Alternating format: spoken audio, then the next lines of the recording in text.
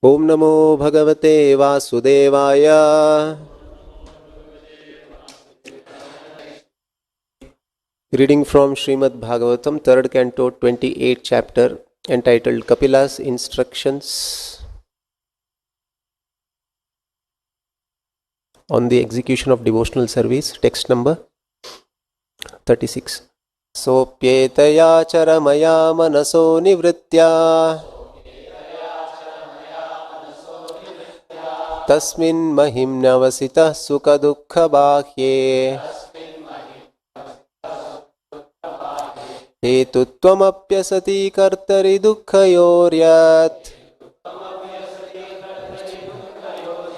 स्वात्मन् विधत्त उपलब्धपरात्मकाष्ठः.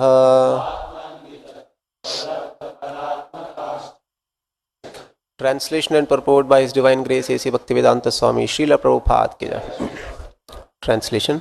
Thus situated in the highest transcendental stage, the mind ceases from all material reaction and becomes situated in its own glory, transcendental to all material conceptions of happiness and distress.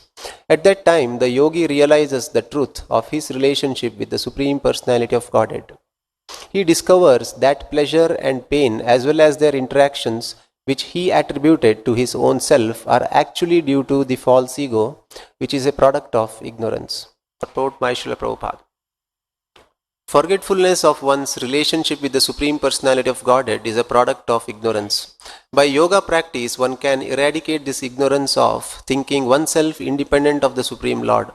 One's actual relationship is eternally that of love. The living entity is meant to render transcendental loving service to the Lord. Forgetfulness of that sweet relationship is called ignorance, and in ignorance one is impelled by the three material modes of nature to think himself the enjoyer.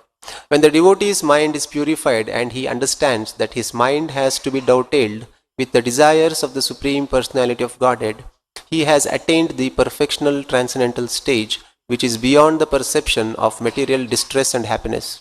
As long as one acts on his own account, he is subject to all the material perceptions of so-called happiness and distress. Actually, there is no happiness. Just as there is no happiness in any of the activities of a madman, so in the material activities, the mental concoctions of happiness and distress are false. Actually, everything is distress. When the mind is dovetailed to act according to the desire of the Lord, one has attained the transcendental stage. The desire to lord it over material nature is the cause of ignorance, and when that desire is completely extinguished and the desires are dovetailed with those of the Supreme Lord, one has reached the perfectional stage. Upalabdha paratma kashtaha. Upalabdha means realization. Realization necessarily indicates individuality. In the perfectional liberated stage, there is actual realization. Nivritya means that the living entity keeps his individuality. Oneness means that he realizes happiness in the happiness of the Supreme Lord. In the Supreme Lord, there is nothing but happiness. Anandamayo bhyasat. The Lord is by nature full of transcendental happiness. In the liberated stage, oneness with the Supreme Lord means that one has no realization other than happiness. But the individual still exists. Otherwise, this word upalabdha, indicating individual realization of transcendental happiness, would not have been used. Thus ends the Bhaktivedanta. So here we are reading. Gradually, Kapila Deva is describing the stages of evolution of consciousness of a yogi. And here he is coming to the final stages. Charamaya, Charama stage means nearly end, complete, at the ultimate stage. So what happens at that stage of the yogi's consciousness, yogi's experience of his consciousness and this material world is being described by Kapila in this verse. Charamaya manaso nivritya.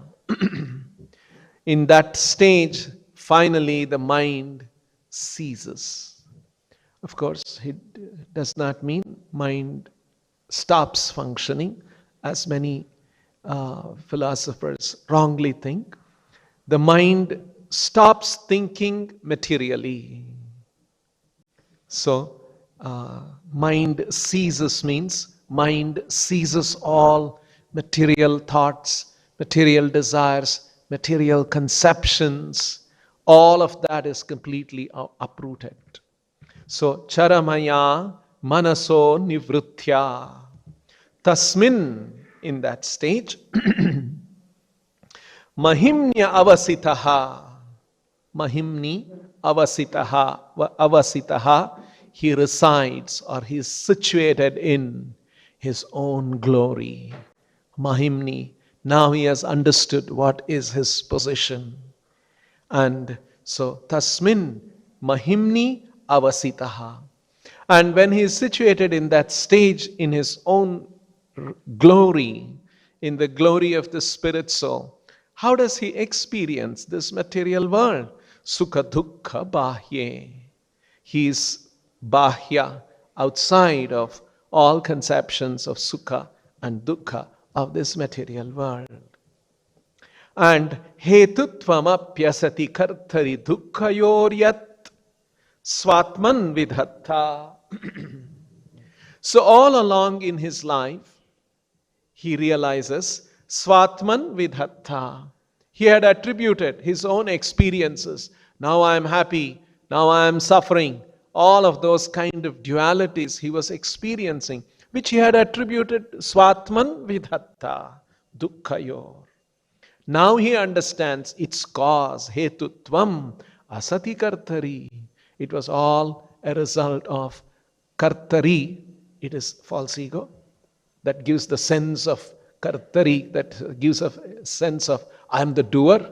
And what causes that kartari bhava, that thinking that I am the doer? Asati, impermanence or ignorance here in this case. So that ignorance which led to the sense of false ego, which gave that impression that I am the experiencer of dukkhayor, happiness, distress, and its interaction, and all of its causes, which I was thinking it is my experience. Now he is now sukha dukkha bahye, and now he experiences upalabdha. Now he realizes paratma kashtaha. Now he realizes that what is his position with respect to paratma, the Supreme Lord, which means what is his relationship with the Supreme Lord, he is now experiencing. So, thus situated in the highest transcendental stage, charamaya, the mind ceases from all material reaction. Manaso nivritya.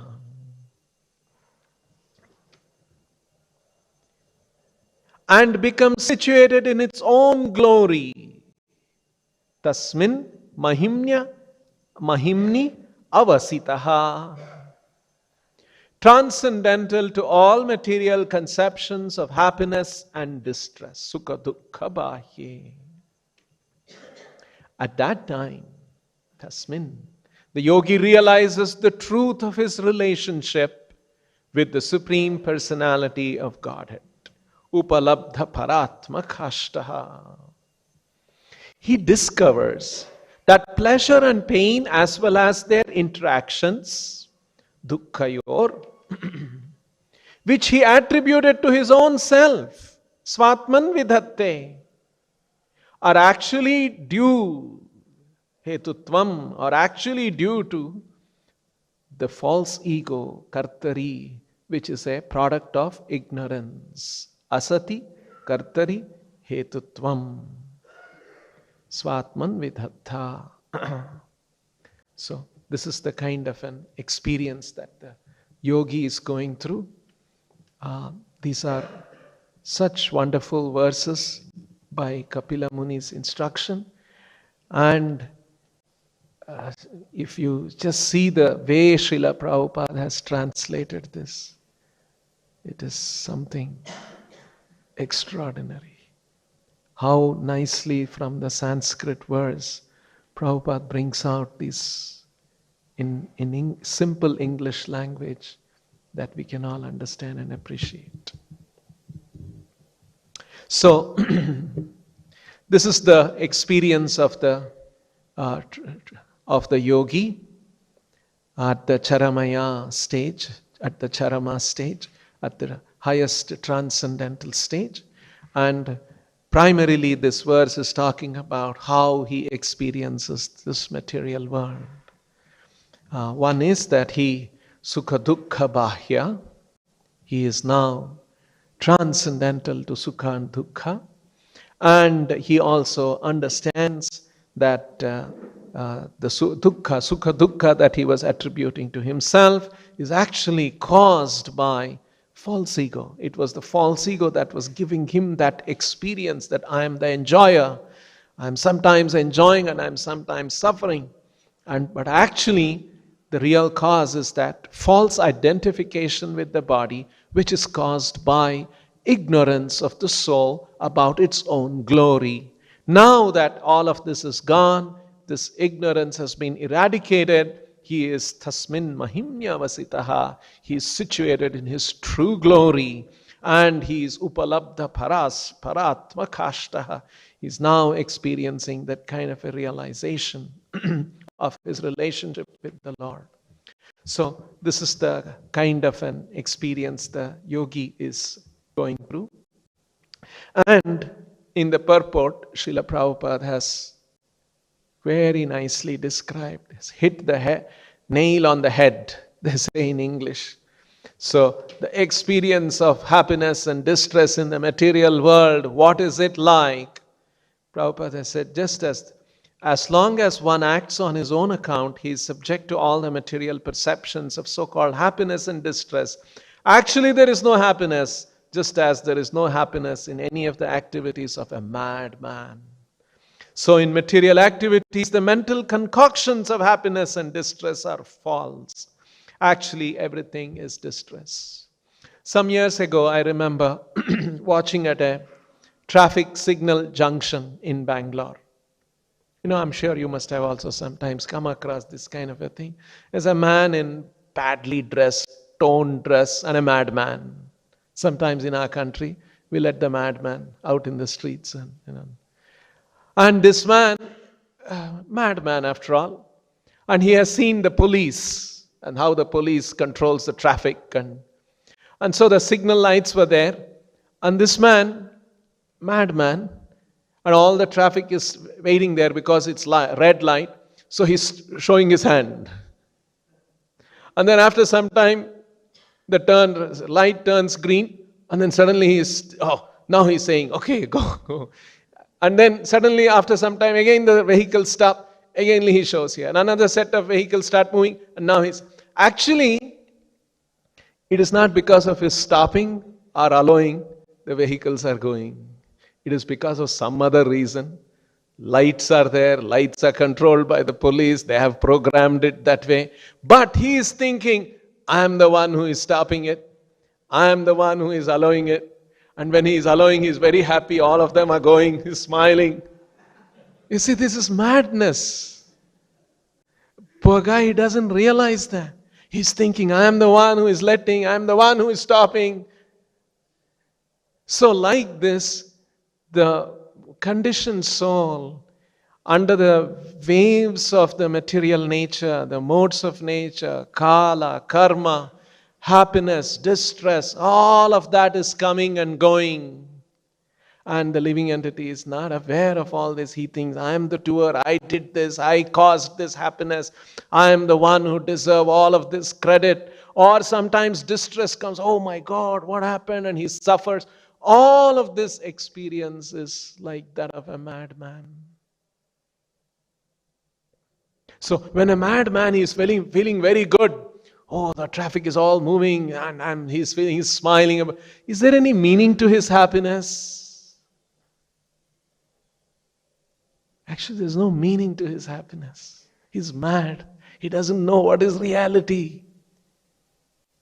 In the same way, the transcendental conception of the Bhagavatam that is presented here is that Here in this world, we take very seriously. Someone gets elected as a politician, and then there is so much fanfare around him. Someone is declared as the best actor, this award, that award. It's a big ceremony, and this man is walking up, and everyone is cheering and is going and receiving this award, and everyone is cheering like that. It's just the happiness of this madman like that. You see? Or someone gets a big rank, or someone is declared as the best CEO, best performing business, and this and that, and there is so much adulation and applause, and the living entity is thinking, yes, I did it.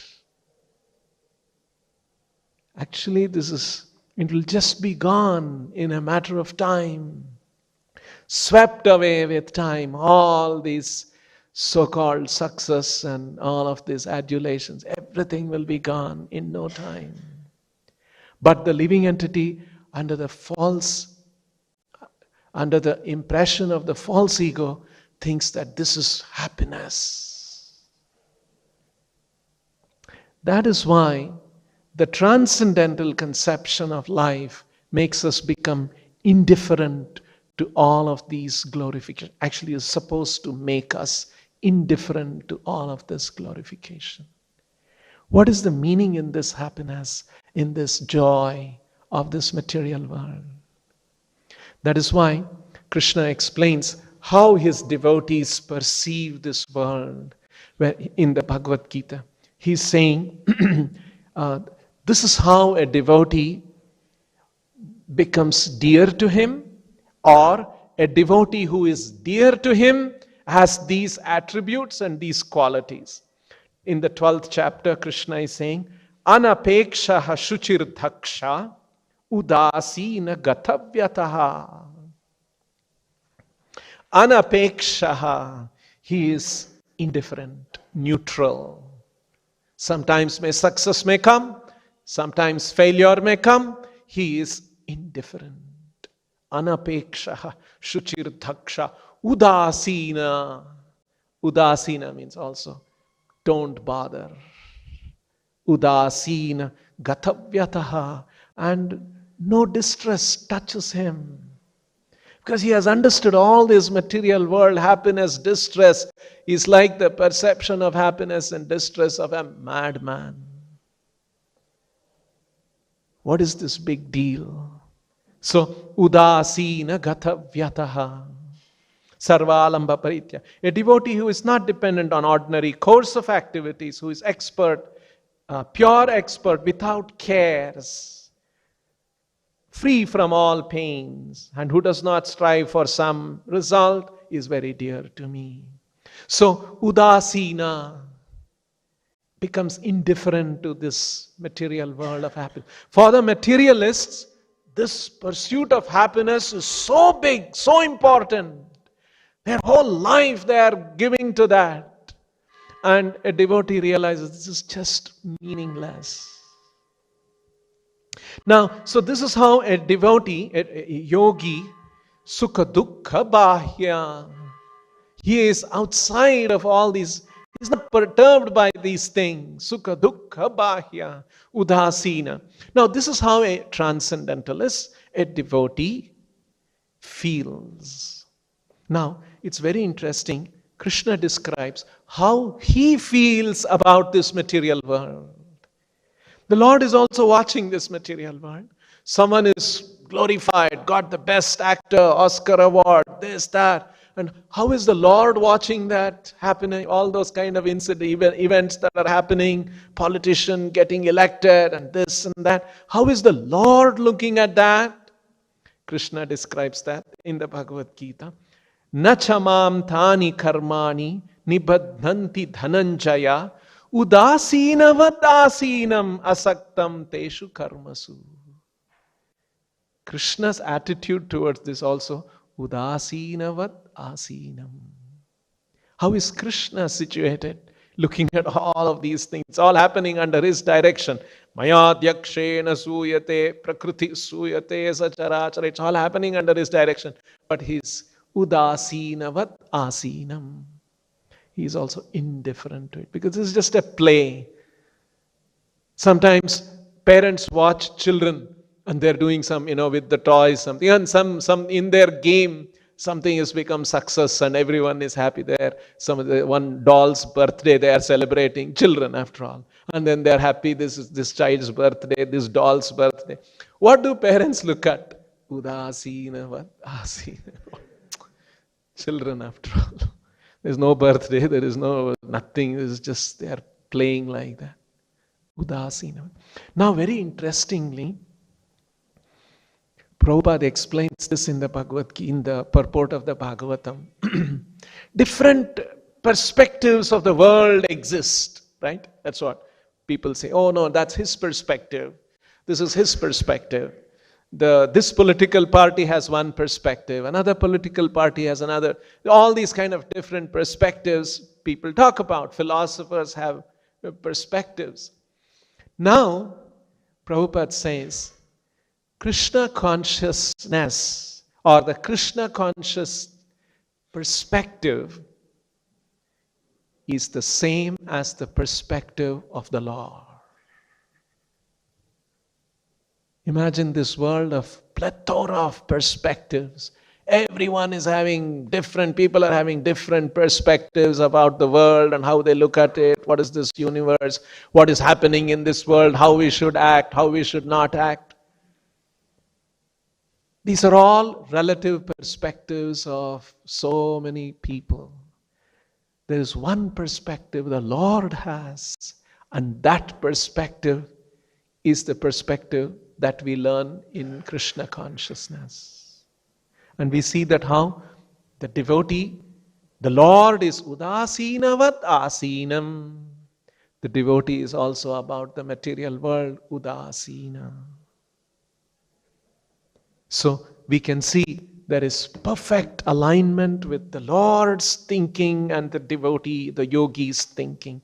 In the previous verse, Kapila talked about Atmanam atra purusho avyavadhanam ekam anvikshate.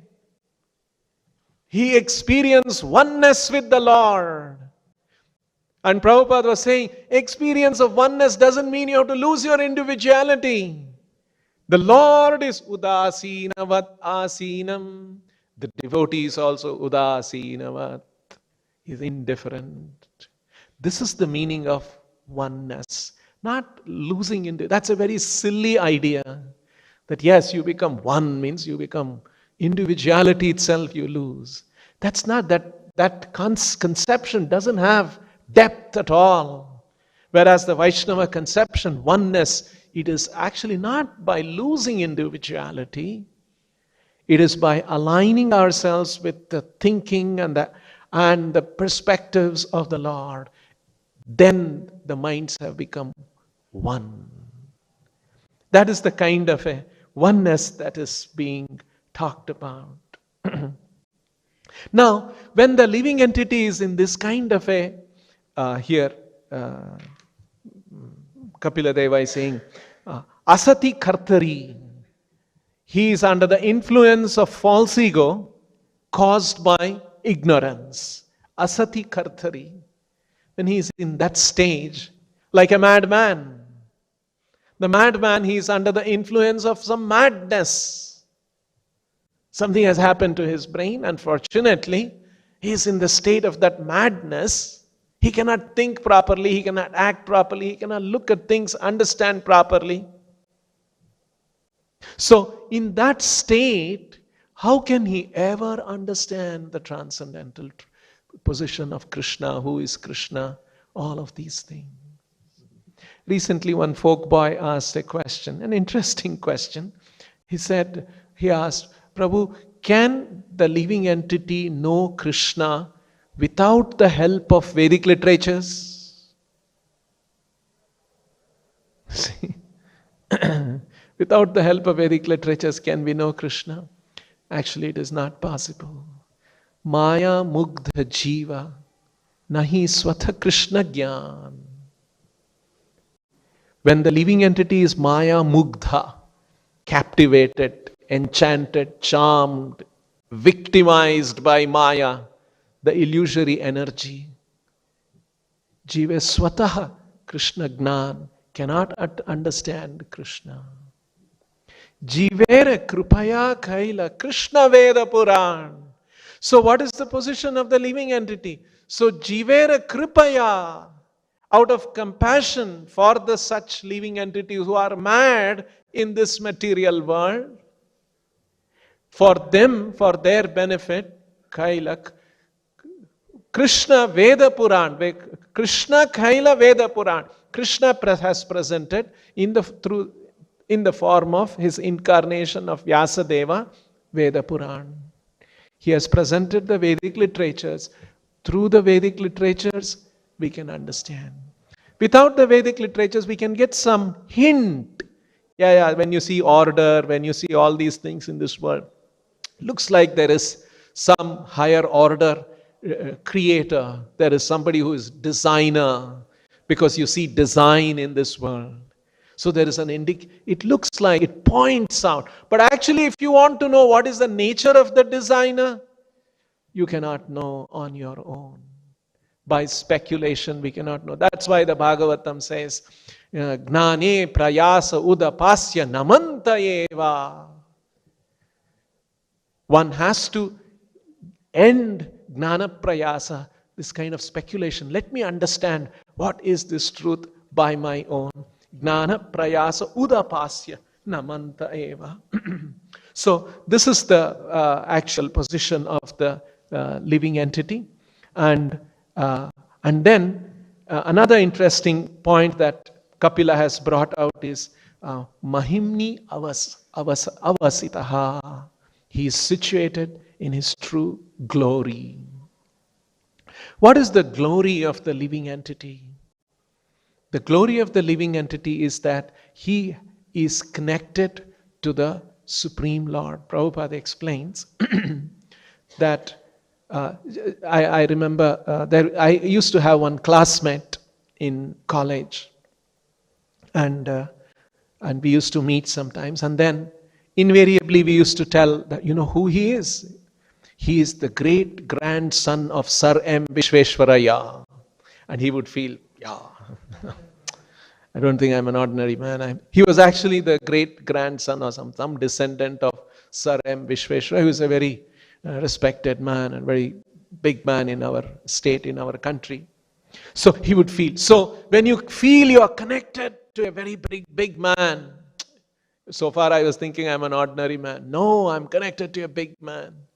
Actually, that is the sense Krishna is imparting by saying, Mamaivamsho jiva loke jiva bhuta sanatana. We are not ordinary. We are related to the Supreme Lord who controls the whole universe. We are related to him. And Prabhupada says, Bhagavatam says, and Chaitanya Charitamrita points out, we are not just related, we are intimately related. Just see. We are intimately related. We are related in intimate love. And that intimate love is spontaneous. It's not that you need some trigger and then it'll come out. No, it is just spontaneously experienced.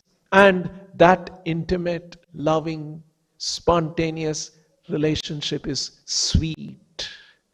It's very, very sweet. That's why here Prabhupada has written very nicely that he discovers that sweet relationship with the Supreme Lord. He's experiencing that sweet relationship. And now, very rarely all of these are known. It was actually Chaitanya Mahaprabhu, Rupa Goswami says, Anarpita charim chirat karunaya avatarna khalo. In Anarpita charim chirat karunaya, it is not so easily given away. Anarpita chirat, for a long time, very rarely, Anarpita chirat means rarely it is presented, it is given. And what is that? Swabhakti Shriya. the treasure of love of Krishna. That is not very easily given. And that treasure of love of Krishna, that is the Mahimni Avasitaha. That is what the Bhagavatam is presenting to the living entities. And that is what Chaitanya Mahaprabhu wanted to give to the living entities in this in Kali Yuga. That is why it is said that Mahavadhanyaya, very, very extraordinary appearance of Lord Krishna, who wanted to demonstrate how a person who is mad after Krishna, like the Vedic literatures describe, how will he behave, how will he conduct himself in this world. And that is the demonstration of Chaitanya Mahaprabhu's bhakti, and that is what Srila Prabhupada is presenting here. We'll stop here. Grantaraj Srimad Bhagavatam ki, Srila Prabhupada ki jai.